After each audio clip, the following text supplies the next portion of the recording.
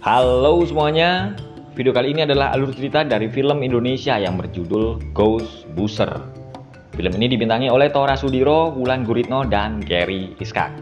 Seperti biasa ya, sebelum ke alur ceritanya, pastikan kalian sudah subscribe channel ini agar channel ini semakin berkembang. Film diawali di sebuah kos-kosan yang bernama kos-kosan Bucin. Anak-anak kos sedang ngumpul di ruang tamu. Salah satu dari mereka adalah Sigit. Dia adalah seorang pemuda yang bisa ngelihat setan. Sigit lalu menceritakan awal mula dulu dia bisa ngelihat setan. Saat Sigit masih SD, dia ketemu hantu di toilet sekolah. Dia juga melihat hantu yang kegencet waktu SMP. Sigit juga pernah menjadi presenter acara misteri di TV yang berjudul Ih Serem. Di acara itu dia menjadi pelukis setan. Sigit sedang melukis penampakan di depannya, tapi produser berkata kalau lukisannya jelek. Bahkan hantu yang dia lukis pun tidak terima karena di lukisan Sigit mukanya abstrak. Bucin marah-marah karena Sigit belum membayar uang kos. Beda dengan Victor, dia telah mentransfer uang kosnya via bank BCL. Sigit adalah seorang fotografer. Dia bekerja dengan temannya yang bernama Genjing. Saat mereka sedang melakukan foto priwet, ada pocong yang ikutan ngeksis. Genjing juga bisa ngelihat setan. Saat jalan pulang, Sigit melihat ada ibu-ibu penjual jamu yang mati ditabrak mobil. Sigit sedang tidur, lalu ada yang mengetuk pintu kamarnya. Ternyata itu adalah seorang perempuan yang bernama Ningsih. Ningsih berkata kalau dia adalah orang yang tadi ditabrak mobil. Tapi Sigit bingung karena tadi yang ditabrak mobil adalah ibu-ibu tua. Ningsih lalu mengubah wujudnya dan memberikan Sigit penawaran. Pilih yang tadi atau yang ini. Saat mereka sedang ngobrol, datang setan bencis latah cuy dan setan gendut. Mereka bernama Totot dan Michael. Totot dan Michael lalu berkenalan dengan Ningsih. Sigit hanya bisa ngobrol dengan Ningsih, tapi tidak bisa dengan hantu-hantu yang lain. Ningsih sedang ngobrol bersama Totot dan Michael. Michael dulu mati bunuh diri karena ditinggal pacarnya. Kalau Totot mati karena dia latah melihat Michael. Totot masuk ke tubuh Victor. Pacar Victor jadi bingung melihat cowoknya tiba-tiba menjadi seorang yang lemah lembut gemulai melambai. Sigit bercerita ke teman kosnya kalau dia habis kenalan dengan setan baru. Temannya lalu memberi saran agar Sigit menjadi seorang pengusir setan dengan bantuan Ningsih agar bisa mendapatkan uang. Sigit lalu merasa itu adalah ide yang sangat bagus. Dia akan menjadi pengusir setan. Sigit lalu mengajak Genjing, tapi Genjing nggak mau soalnya dia mau fokus latihan PUBG buat ngalahin Pevita Pierce. Genjing mau ikut asalkan mereka mengajak teman mereka yang bernama Alexandra. Dia juga bisa ngelihat setan. Sigit dan Genjing akhirnya naik skuter pergi ke tempat Alexandra. Mereka sampai di sebuah bengkel tempat Alexandra bekerja, meskipun sebenarnya dia anak orang kaya. Sigit dan Genjing lalu bertemu dengan Alex. Mereka berdua mengajak Alex untuk bekerja jadi pengusir setan. Alex akhirnya mau ikut, soalnya di bengkel dia sering digodain sama om-om. Bucin ngomel-ngomel saat mereka bertiga sampai di kos. Totot kasihan sama Sigit. Dia mau ngerjain Bucin. Totot lalu masuk ke tubuh tukang ojek. Sigit merayu Ningsih agar mau ikut membantu mereka. Mereka membutuhkan Ningsih untuk membantu berbicara sama setan-setan yang akan mereka usir. Ningsih bersedia ikut asalkan mereka juga membantunya mencari siapa yang telah menabraknya. Mereka lalu ke rumah Alex. Alex memberikan seragam kepada Sigit dan Genjing. Tapi Genjing request seragam warna pink. Mereka lalu melakukan photoshoot untuk mempromosikan tim mereka, Ghostbusters, pengusir setan tanpa kekerasan.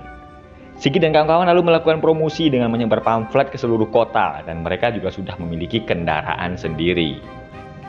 Tim Ghostbusters lagi nungguin telepon dari klien pertama mereka, tapi nggak ada yang nelpon sama sekali. Setelah lama nunggu, akhirnya telepon berdering. Genjing segera mengangkat telepon itu. Ternyata penelpon itu minta pertolongan buat mengusir mantannya. Alex lalu mempunyai rencana agar Ghostbusters jadi terkenal. Mereka nyuruh Ningsih, Totot, dan Michael buat nakut-nakutin orang. Dan rencana Alex berhasil. Sampai-sampai Roy minta tolong mereka untuk mengusir setan di rumahnya. Tim Ghostbusters pun akhirnya kebanjiran job. Suatu hari, tim Ghostbusters mendapat telepon dari desa penari tanpa KKN. Mereka meminta agar tim Ghostbusters pergi ke Banyuwangi. Dan tim Ghostbusters pun langsung meluncur ke Banyuwangi. Mereka akhirnya sampai di desa penari. Pimpinan Sanggartari berkata kalau para penarinya sering diganggu oleh setan saat mereka sedang manggung. Tim Ghostbusters bertemu dengan hantu penari. Lalu Sigit dan Ningsih melakukan komunikasi dengan hantu itu. Dulu hantu itu adalah seorang penari, tapi di perjalanan dia mengalami kecelakaan saat akan pentas. Mereka lalu membolehkan hantu itu ikut nari asalkan dia tidak mengganggu. Misi di desa penari telah selesai.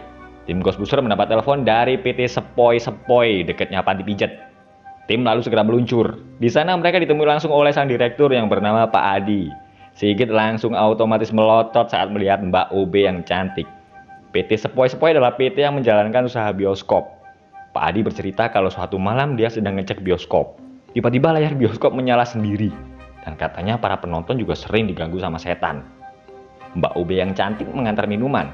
Sigit sangat yakin kalau OB-nya aja cantik, apalagi sekretarisnya. Gak berapa lama Mbak Sekretaris datang mengantar proposal. Tim Ghostbuster langsung bergerak cepat dengan memeriksa bioskop. Totot dan Michael malah ketakutan. Tiba-tiba lampu bioskop mati. Genjing langsung berdoa, Allahumma laka sumtu wa bika amantu. Saat lampu menyala, banyak setan di sekeliling mereka.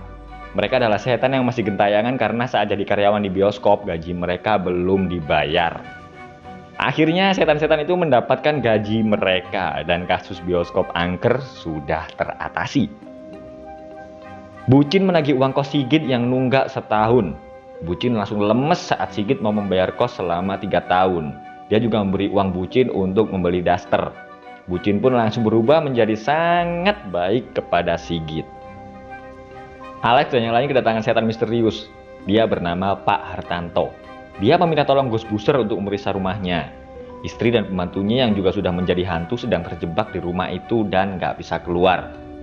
Tim Ghostbuster langsung meluncur menuju ke rumah Pak Hartanto.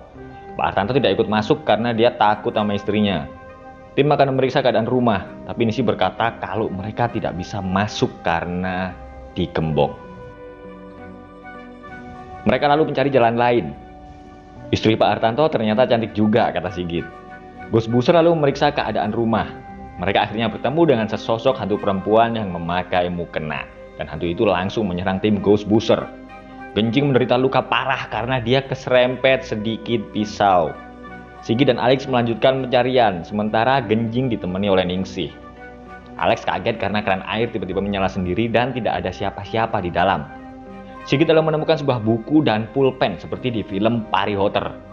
Dia lalu berkomunikasi dengan istri Pak Hartanto menggunakan buku dan pulpen itu. Istri Pak Hartanto bernama Melati. Melati tidak mau memberitahu penyebab kematiannya, tapi dia akan bawa Sigit ke tempat di mana dia mati. Lalu tiba-tiba Sigit tersedot masuk ke dalam buku. Dia melihat Melati sedang berbicara dengan 3 orang pria yang akan membeli rumahnya. Tapi Melati tidak mau menjual rumahnya. Pemimpin mereka berkata kalau dia akan membangun apartemen di wilayah situ. Melati bahkan berkata kepada mereka sampai mati pun dia akan tetap tinggal di rumah itu. Suatu malam pembantunya dibunuh oleh seseorang setelah dia selesai sholat. Melati juga dibunuh oleh orang itu. Sigit lalu keluar dari buku dan dia bertemu dengan hantu Melati. Dia berkata kalau dia akan membantunya. Tapi tiba-tiba Melati menyerangnya. Melati juga menyuruh Alex untuk segera pergi. Ningsih menghilang. Tim Ghostbuster kebingungan. Lalu muncullah Melati dan pembantunya. Dia menyerang Ghostbuster. Ningsih datang bersama Totot dan Michael. Dia pun berkata kalau mereka ke situ karena disuruh oleh Pak Hartanto, suami Melati. Melati akhirnya meminta maaf kepada Ghostbuster karena dia berpikir kalau mereka adalah komplotan dari orang yang telah membunuhnya. Ternyata komplotan itu masih sering ke rumah Melati untuk mencari surat-surat berharga. Melati dan pembantunya tetap berada di situ karena dia tidak rela rumahnya diambil dan dihancurkan oleh komplotan itu. Sementara itu di luar rumah 3 orang komplotan datang. Mereka masuk dan menyandera tim Ghostbuster. Beruntung Ningsih dan kawan-kawan datang. Totot langsung masuk ke dalam tubuh pimpinan komplotan dan membebaskan tim Ghostbuster. Sekarang gantian, Ghostbuster mengikat 3 orang komplotan itu. Bos mereka akhirnya datang. Dia menelpon anak buahnya, tapi Sigit yang mengangkatnya. Bos komplotan itu masuk ke dalam rumah dan tim Ghostbuster segera menangkapnya. Ternyata dia juga yang telah menabrak Ningsih. Melati marah dan menyerangnya. Lalu Pak Hartanto datang. Dia meminta agar Melati berhenti dan menghapus semua amarah dan dendamnya.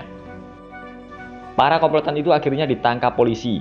Pak Hartanto lalu memberikan rumah itu kepada tim Ghostbuster sebagai imbalan karena mereka telah membantunya. Ghostbuster telah memiliki markas baru. Tapi mereka kekurangan personil karena job yang semakin banyak. Mereka lalu membuka lowongan kerja bagi para setan yang ingin menjadi Ghostbuster.